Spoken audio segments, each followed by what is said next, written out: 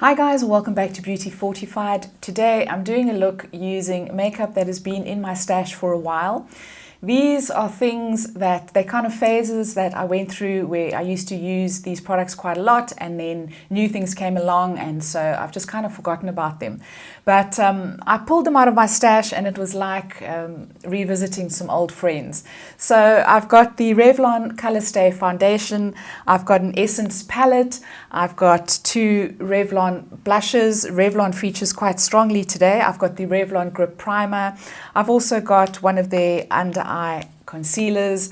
I've got a beautiful Wet n Wild lipstick that I haven't reached for the longest time. So I thought today we would just do a gentle get ready with me and letting you know about these old products and whether they still work. I've already gone in with my primer and of course today I'm using the Revlon Colorstay Grip Primer. I'm not a big fan of primers, I don't use them every day, but I find that it's not a bad one just to kind of smooth the pores a little bit and to help the makeup to stay on a little bit longer throughout the day. Now I'm going in with my Revlon Colorstay. So this is not the new incarnation, it's the previous version. I am in the color True Beige. I have done a side-by-side comparing this one with the new version and I couldn't really see a difference, to be honest. So this one is still good, just going in with a pump of that and I'm just going to dot it around my face and then I'm going to go in with a foundation brush. I've got a little bit too much on, so I think that one pump was just a little bit too much. I am trying to get away with as little foundation as possible these days. It's just kind of something that I'm trying out while my skin has been looking fairly good. So I probably could have done with half a pump. Going in with a foundation brush and I'm just going to buff that all over the skin.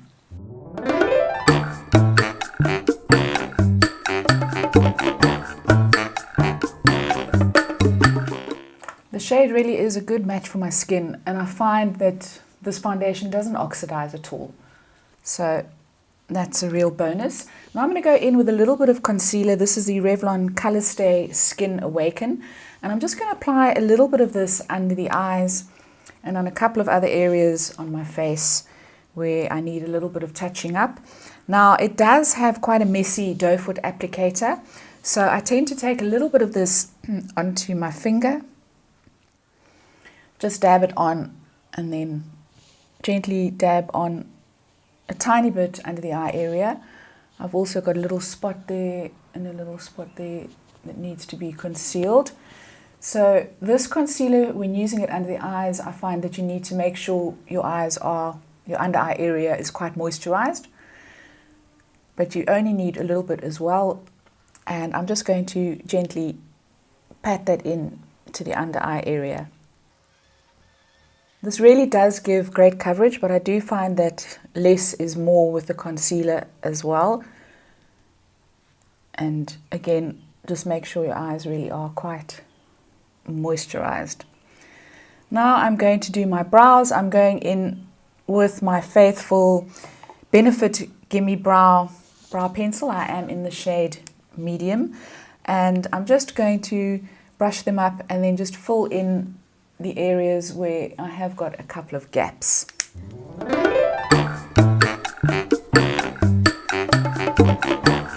Now I'm going to go in with a little bit of powder. I'm going in with Revlon Colorstay and this is also in the shade True Beige. You can use this as a foundation as well, but I use it as a touch-up powder.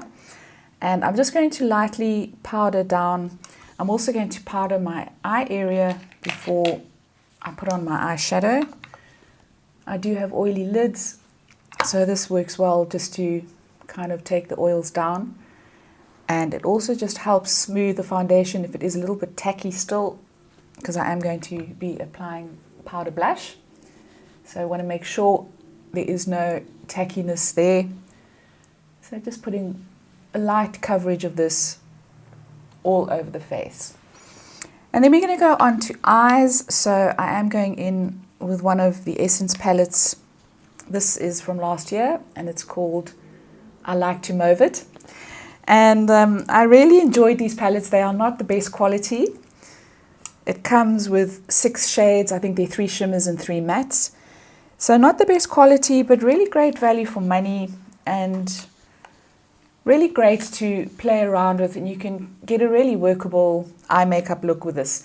So I'm going to go keep it very simple today. I'm going in with this kind of mauvey shade over here, and it's a taupey mauve, and taking that on a fluffy eyeshadow brush, I'm going to apply that all over the mobile lid. Actually pulls a little bit more pink on the lid than it does in the pan. And this is really not a bad one. It blends out quite well. And then I'm going to take a little bit of this just up into the crease, because I do have hooded lids. So I do like to create a little bit of an illusion of more of a defined crease with this. Just going into the crease a little bit. And then I am going to blend this out into almost nothing. So I'm taking a fluffy blending brush and I'm just going to make sure that those edges are all blended out. Then for the mobile lid, I'm going to go in with one of the mauvey shades. I think I'm going to go in with this one, middle bottom, and it's quite purple. I'm taking a flat eyeshadow brush and I'm just going to put a little bit of this on the lid. So I tap it into the pan and then I just tap off the excess, because otherwise you will get a little bit of fallout with this palette. And then I just gently press this onto the mobile lid. You can use these wet as well if you want a little bit more of a glimmer or a gleam to the eye, but I'm just going for something quite subtle, and I don't think I'm even going to define the outer corner, because I think that this is giving me enough shade on my mobile lid. So where I have got a little bit of fallout, I am just going to gently brush that away. And then for the lower lid, I think I'm going to go in very light, just looking for my pencil brush. So I'm going to stick with the shade that I used on the entire lid, that kind of mauvey pinky shade over there. It's very light. You can deepen it up by dampening your brush, but I'm just going for a very light hint of color on the lower lid. Don't want anything too dramatic, and this just gives a hint of definition to the lower eyelid area. And of course you could go with one of the other shades if you wanted something a little bit darker as well.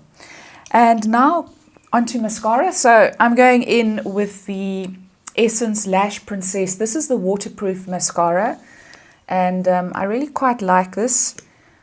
I find that it does stay all day. It does take a little bit longer to get off in the evenings, but it really is a good one. And today I'm going to do something a little bit different. I'm going to put a little bit on my lower lash line, and because this is waterproof, it wears really well. I generally can't get away with ordinary mascara on my lower lash line because I find that it just kind of smudges.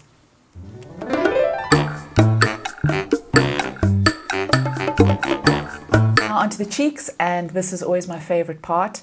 These are 2 Revlon blushes that I discovered last year. The first one is called Naughty Nude, and I use it as a bronzer. It is a bronze shade with a tiny bit of shimmer to it. So I'm just going to take an angled blush brush and I'm just going to tap that underneath my cheekbone. You could use this as a blush if you wanted to. It really is a lovely one. These are quite powdery, so you do need to just be careful on application, because a little goes quite a long way with these. and they do tend to kind of powder up in the pan, or there's a lot of kickback, should I say. So you do need to just be careful with them. And then I'm going to go just onto the forehead with this, just to give a little bit of dimension to the face. But I really do like this one as a bronzer. It really is good. And then for blush proper, I'm going in with Mauvelous, also from Revlon. And this is just a gorgeous pinky mauvey shade. Again, quite a lot of kickback with this blush, so I just taking the same brush, just going to dip it into the pan, gently tap off the excess, and then just pat it onto the cheeks. So it really is quite highly pigmented. Wow.